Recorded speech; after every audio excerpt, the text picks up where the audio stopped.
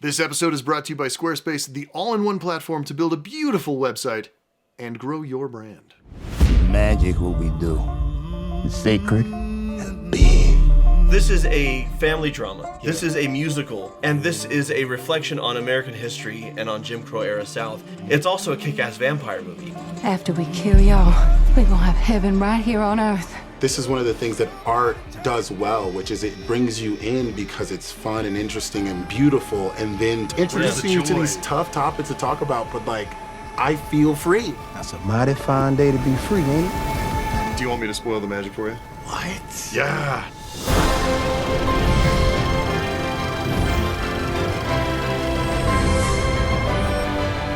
Hello and welcome to Cinema Therapy. I'm Alan Seawright, a professional filmmaker who needs therapy.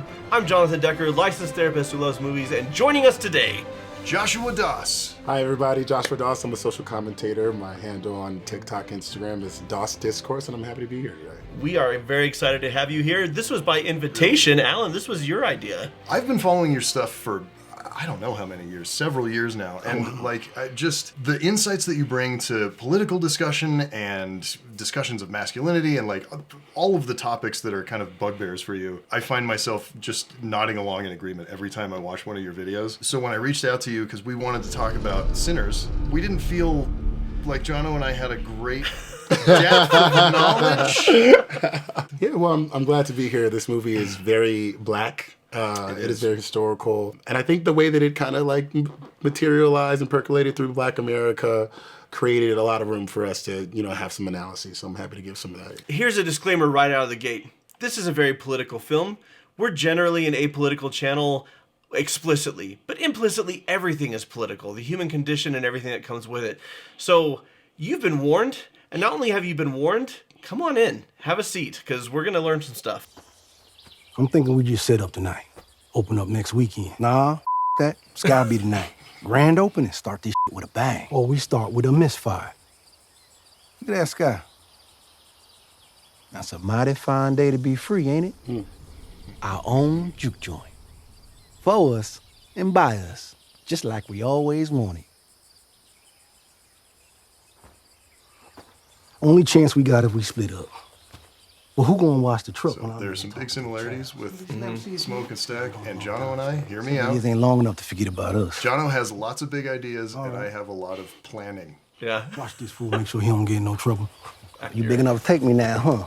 I'll do what I can. No, you'll do what you told. You keep your eyes open for anybody staring too long. I heard you respond, mighty fine day to be free.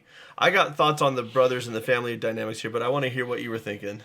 Yeah, I mean, this is one of the earlier scenes in the movie, and I grew up during the time period, I missed Roots, but we had 12 Years a Slave, and we had some of these other movies that were trying to introduce, like maybe a suburban white guy from Utah into the world that came before them. I didn't really like the way those movies did it. I didn't think there was a lot of flavor in them. I think they were a little boring. I think just right off the bat, that phrase, it's a mighty good time to be free. I'm like, I feel connected to this story already in a way that I just didn't feel in those movies. Like introducing you to these tough topics to talk about, but like, I feel free watching that as opposed to like a movie like 12 Years a Slave where I was just like down the whole time. Well, it's all about the suffering instead of where is the culture and the family in the midst of the suffering. The Jim Crow South sucked for black people. At the same time, those people found joy in each other. They found joy in their families. They found joy in their culture. They found things to lift them. And this is a celebration of that. It's also a kick-ass vampire movie. Yeah. It does a lot of things at once. And I can't help but think this is a film that can't pick a lane, and it's all the better for it. A lesser filmmaker would drop the ball trying to do too much. Because this is a family drama. This is a musical. This is a horror film, and this is a reflection on American history and on Jim Crow era South, and it weaves all that together in a way that I don't think there's only... It should collapse under its own. It should. Yeah. There's only a handful of people who could pull it off. You boys twins? Nah, we cousins. So to your point about the brothers, identical genetically, because they're twins. Sure. And identical, nature and nurture. They were raised in the same household. Theoretically, they should be the same. Right. And this speaks to, we have innate personality traits. I mean, yes, they've also had their own individual experiences that have helped shape them. But anybody who's been a parent knows the personality of that baby, like they arrive with their personality intact. Even though they're identical twins from identical families and identical circumstances, they still have to navigate that they want different things, they have different approaches, they have different energies. And the thing they have in common is they want freedom. They want to own this place, and they want to celebrate their culture and bring their people together. That's what unites them. Folks, have you seen our cinema therapy website? It was so easy to build and customize our site using Squarespace. We found a template that worked really well as a starting point for us. From one of the many professionally designed templates that Squarespace offers. And then it was so easy to customize. With intuitive drag and drop editing and awesome visual designs. Squarespace Domains also makes it easy for you to find the best site name for your business at one all-inclusive price. No hidden fees or add-ons required. And every Squarespace domain comes with advanced privacy and security tools. Your website will even be safe from vampires. Unless you invite them in. I don't think they regularly attack websites, but sure. Squarespace SEO tools will help you get discovered fast in case you want to be found by the vampires. Every website is optimized to be indexed with an auto-generated sitemap. Meta descriptions and more. So your site will show up more often on search engines. And reach more of your ideal audience and customers. So whether you need to build a website advertising the opening of your juke joint, feed on the blood of the innocent. No? You can say that one. Oh. Or your country folk jug band? Or your platform for vampirical interracial unification. Squarespace will work for you, and you won't have to spend months building a website. Or days stealing liquor from the Irish and the Italians. Check out squarespace.com for a free trial, and when you're ready to launch, go to squarespace.com/cinematherapy and use code cinematherapy to save 10% off your first purchase of a website or domain. You know, woman, I've been all over this world. Cars. Ships. I love that the beginning part of this scene, you see, okay, this is clearly a woman who can stand toe-to-toe with this one. Ways I didn't even know was possible. I ain't never saw no roots, no demons, no ghosts, no magic. Just power. And only money can give you that. You fool. All that war and whatever the hell he been doing in Chicago. And that's... And you back here in front of me. You know, what a great character statement of like, this is who I am. Money is power. How you know I ain't pray and work every route my grandmama taught me to keep you and that crazy brother of yours safe every day since you've been gone. And you can hear like the spirit she's channeling in the sound design a little bit. Work on our baby then.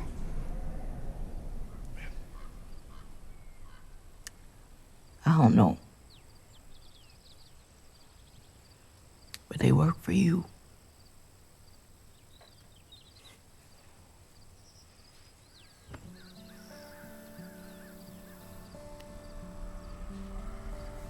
You still got that mojo bag. Wow.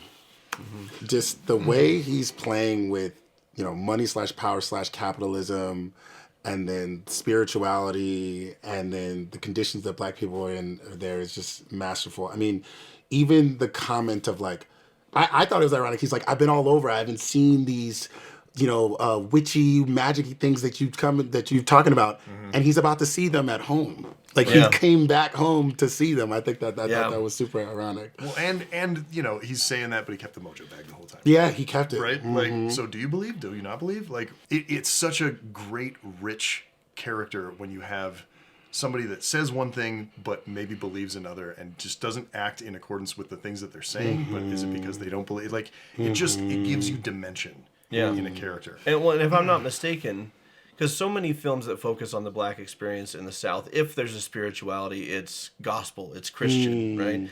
And here we have another type of spirituality entirely, which, as I recall from the film, you can correct me if I'm wrong, came from Africa, came from where they came from. Yes, and that's important because even today, just like in Black families, particularly in Black Christian families, I grew up in one, you know, if you talk to some of our elders about African religions, there's actually like there's a connotation that they are demonic. Yeah. Right? And that form of spirituality is improper and is inelegant.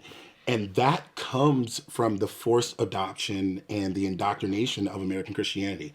which is what he's touching on here in so many different ways as we see, you know, the white vampire Christian or characters that come in. So like he's hitting all of it in that scene. He's substituting the spirituality for like the power of money, right? Yeah. Like America was like the capitalistic society that that propelled us into financial prosperity came from slavery.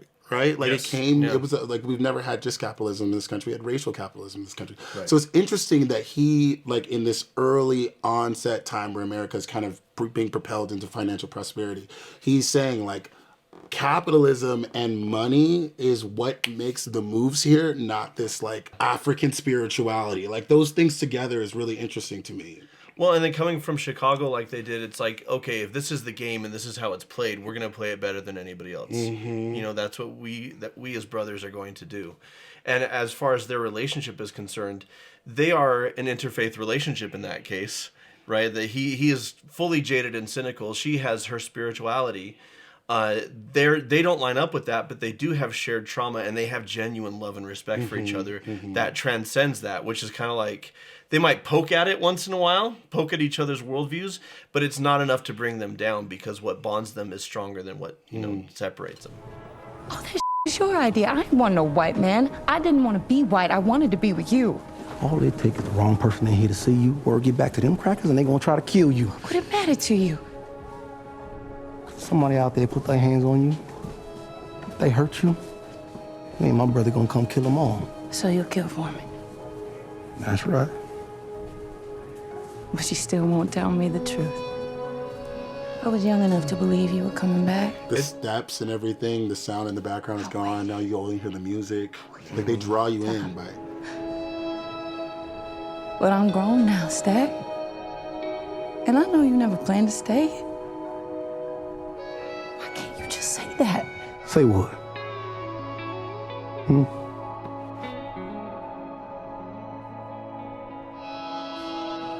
I love you.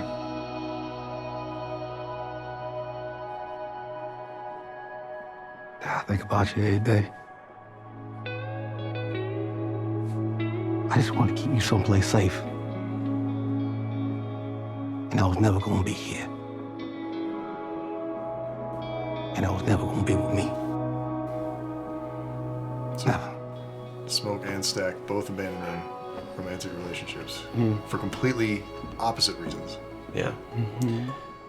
Well, we talk a lot on this show about healthy masculinity and what that looks like. And he leads with more of a traditional, action, violence, aggression. I'll kill for you. Anyone put a hand on you, I'll kill him. But what she needs is what's here. And he steps into this beautiful moment of healthy masculinity of saying, I love you. I think about you all the time. And I want you to have a happy life. And I know that's not with me. Just anytime I see that type of thing on screen, I applaud it because we have so many people, especially men, pulling in the opposite direction of saying, this is how you're supposed to be as a man. And if you're not, then you're a sissy or you're weak. And listen, if Michael B. Jordan can tell a woman, I love you and I think about you all the time, without losing any credibility, Find me a manlier man, right? Ain't no boys here. I'm just grown men. I mean, I think it's always important to talk about compassionate masculinity. I think is the toughest type of masculinity to master. I mean, especially like you said, in a world where people tell you got to fight, you got to put your hands on somebody, you got to be tough, and it's a lot tougher to be emotionally vulnerable, like with someone. It's a lot tougher to tell someone that something you said hurt me and I'm upset about it and I don't know how to handle it right now. Black masculinity was protective for us at one point. Like, there needed to be a callus around our masculinity because it was protecting our families from state-sanctioned violence, right? Right. And black masculinity was so threatening to that state. Absolutely. There are legends of people born with the gift of making music so true it can pierce the veil between life and death, conjuring spirits from the past and the future. That, seeing the old-timey guy, you know, strumming on the little lute or whatever it was, and then this guy steps into frame, just like, I imagine this is what dropping acid is like. My mind expanded. It was just like, oh, is this what we're doing now? This was such an amazing scene to see in the theater. Preacher boy. I love it. Well, that's the fact that we're taking a break in this non-musical musical to have a musical number that celebrates, you know, black musical culture across the ages and across the continents, and it doesn't feel out of place. It's like, yeah, this belongs in a vampire movie. Yeah. Why wouldn't it? Because it's just so skillfully crafted. And also, you know, this is a big one-shot. That's what I was gonna say. It's just a big one long shot. How do you do that? But then there's a little bit of Asian culture mixed in here as well, right? Yeah, because of the Korean grocery, you know? Yeah. It's just celebrating all the cultures of all these people, and it's wonderful. Do you want me to spoil the magic for you? I would love it's the actually magic 7 shots. Oh, really? Yeah, there's stitches. How? So Where? you stitch right there. That's one. How? How's that possible? You tilt down and you film that, and then you film it again, and then you have digital artists line up and make sure the legs are going in the right amount of time. And then you reset and bring everybody in, and you follow the ballerina in, and gives you all this stuff. And then this is my absolute favorite part, because I'm a visual effects nerd at heart. I actually worked in visual effects for a couple of years. We have all the cinders and ash flying down, and you tilt up. This is a miniature that they built, and Ryan Coogler actually lit the match to light this whole thing on fire. They made a little miniature out of tar paper, and then they flew a little camera up through it. What? Yeah. And they just stitched it in to that shot with Preacher Boy. And then you come flying down. I'll never be as good. I've never been as good at anything. As good at anything Anything as Ryan as good Coogler as he at is this making one movies. shot. And now, like, they burn the house down, like, Literally. yeah, and they're still going. Well, and it's, you know, the metaphor of we burn the house down, but also we pull way back, and you reveal that in story, it's not just the metaphorical we burnt the house down, it's they have, using the power of music, called to these vampires and revealed themselves, and they can see into their souls because of the power of the music, is, you know, metaphorically super powerful, and from a filmmaking standpoint, just badass. Like, that's such a cool And the way they story. lust after it, like they want this power so bad. She was like hyperventilating. Yeah. That's one of the coolest scenes of any movie I've ever seen ever. Obviously, I love film. I work in film. My whole life's ambition is to do shit like this. But this scene to me is such a like perfect distillation of ecstasy. You're an athlete, you've felt that before, where you get in the flow and you're just like, you feel the forces of nature or God or the spirits or music or whatever it is, and it's just infusing you and you become unstoppable. To see it depicted on screen this way just is a mind-expanding experience in the best possible way. I don't know. Every time I see that scene, I can't even put a sentence together correctly. It just does something to my brain, to my soul. Like, as a Black American, I feel like I see, you zoom out and you can just kind of see our whole timeline. And so much that we poured into music. The blues was a form of rebellion during that time period, right? And Black folks have always used music as a form of rebellion. And to see those different styles all there, hip hop, and boogie woogie, and jazz and blues all there together was just beautiful. Where you going? I don't know. Maybe Chicago. What's wrong, Stack? We underwater. One, this is... I love this scene that we're intercutting between, you know, Smoke and Stack and Mary and Preacher Boy. And it is the pivotal scene for all 4 of them. This is what changes the direction for all 4 of them. And I can find out what they really have. And what happens if they from Little Rock? They ain't. One day our daddy beat Stack real bad. You know, so we get in our minds that we need to run away. See, me, I wanted to go to the next plantation over. But Stack, he figured we'd get to Mount Bayou. Small town, right here in Mississippi. Found about free slaves and everything. It's black owned. That sound like a crop. Yeah, well, I seen it. Why y'all ain't stay? That mayor knew who our daddy was. Knew he was an evil man. Figured there was no way that he ain't passed that evil down to us. Let me go get this money for us. I know y'all need it. And what's that supposed to mean? See, your daddy a preacher. You can go and do that. We're learning that You like making music? Make church music. You wanna leave? Smoke, for lack of a better I'll buy you. phrase, is conservative, right? Yeah. Like he wants to Leave find all the safety this and here keep and it. drop. Stack's always looking for Irish beer. The next angle or the next Italian wine. big thing. You rob both sides. Let them blame each other while you and Smoke come down here and set up shop. You gonna need every dime you can get when they put two and two together. But they won't. They might. Well, I ain't going to Mount Bayou. My daddy a reverend, but I'm y'all cousin too. And a lot more people know the Smokestack twins than they know my daddy. Yeah. Well, you better enjoy the rest of the night, cause this your last juke. You ain't in no position to tell me how to live my life. Let me go talk to them and see about putting something real on the till. Come on. I keep just getting pulled into the movie. It's so good. It's hard not to. I was looking at how Michael B. Jordan's posture changes when he goes from Smoke to Stack. Like when he's Smoke, he's very upright. And when he's Stack, he was even like doing a little head bob, a little like Yeah. Stack. He's very He's a little loose, his loose, little shoulders are a playful. little He bit more smiles forward. more. Yeah, he played this role. We gonna make some money. We gonna make some money. Smoke and Stack both come from a traumatic background, and their father was abusive. As a result, and then they come from the Jim Crow South. Yeah, So there's a society whole, was abusive. There's a whole lot of survivalism. There's a whole lot. I mean, the film is called Sinners. These guys are criminals.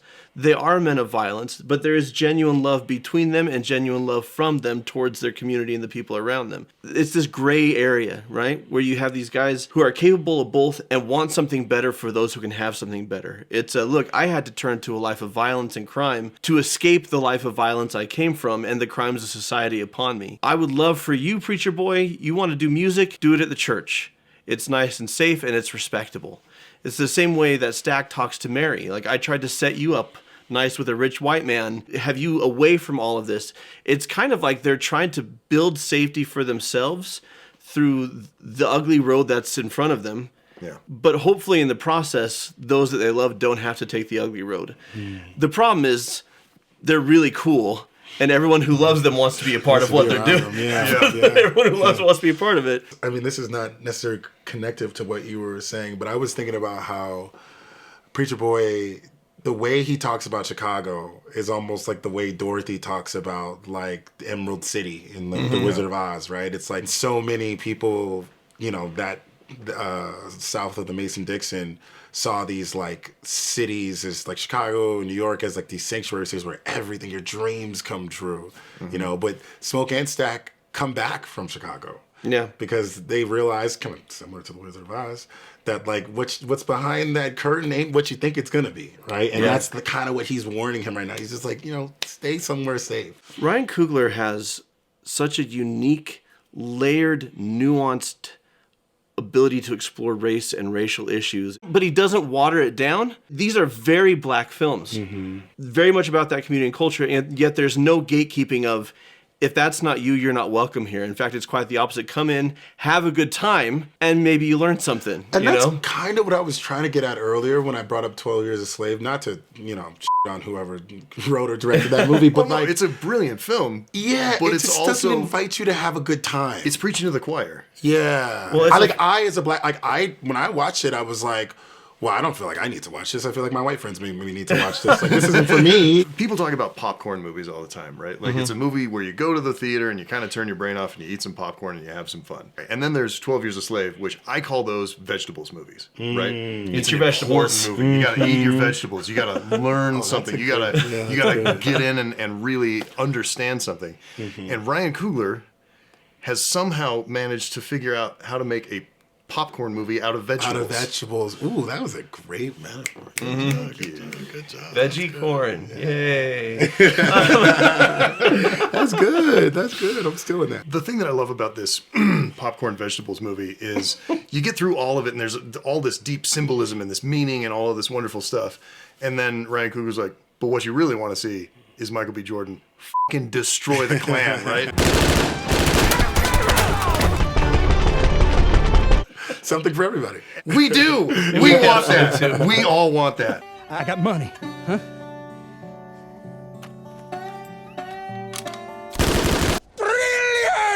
Speaking to a broader picture, going to all of humanity, how Ryan Coogler approaches his films is how we need to approach telling our stories to others. If we want people to understand where we're coming from, engage in perspective taking, we need to have that balance of saying, hey, this behavior was wrong and hurtful, but also I understand you're human too. I don't hate you. I want to welcome you to the table.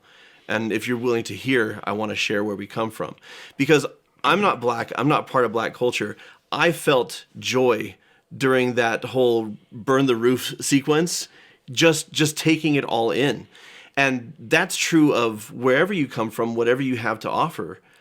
Being able to share that in a way that's not threatening, not superior, just saying, isn't this awesome? Can't we appreciate it together?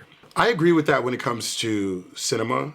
I agree with that when it comes to, other things like comedy, like humor and such. I think there's a disarming element to a movie that is just like creative and interesting and fun, a little gory, that can like help people lower their guards and then maybe accept like a message about how we ended up where we are. I think that happens in stand-up. I do think in the real world, sometimes there are moments where the criticism needs to be a little more pointed and a little more stark. Yeah. But like, I love art, and I think that this is one of the things that art does well, which is it brings you in because it's fun and interesting and beautiful, and then talks to you. So I in the realm of art, I completely agree with that take. Yeah, well, and this can be the gateway drug to having those conversations. Yeah, for sure. Like for people, who grew up like me, a white kid in suburban Utah, you watch this and you go, oh. I have blind spots and things to learn about. I got blind spots. I got things to learn about. And it primes you to ask questions, and it primes you to what Ryan Coogler does. And I love the way you say he holds up a mirror. And I think I'm going to extend that a little further. Ryan Coogler's films hold up a mirror and put an arm around you, right? Mm-hmm. Like, you need to look at yourself and see what this is, but it's okay. I'm here with you while we do it. Yeah. And if we can approach the conversations that we have in real life that way as well, where granted, sometimes it needs to be confrontational. There are things that are not okay, and those need to be called out. But a lot of the time what needs to happen is an explanation and an arm around somebody. That goes for not just, the super divisive and the super like political topics of like race and gender and like all of these really divisive issues. That goes for maybe differences in religious belief. Yeah. It goes for how we feel about each other, how we relate to our families, how we relate to our friends, how we relate to people that aren't our friends. Like every relationship would benefit from, let's put our arm around each other and have a conversation. You said exactly what I was going to say next. Like, you two are sitting here, and you, like, a second ago you were saying, like, having that arm around, like, seeing the mirror and having the arm around. And I assume you guys were talking about it in terms of race.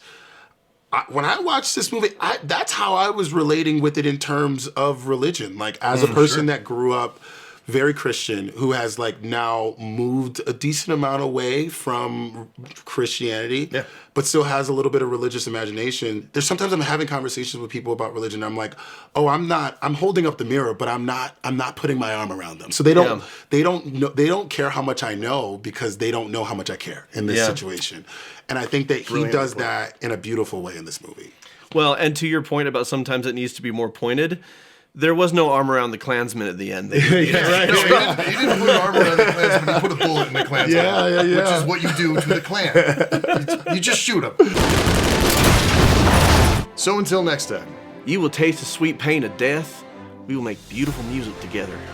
Won't let you build, won't let you fellowship, but we'll do that together. Forever. The blues wasn't forced on us. We brought this from home. And watch movies.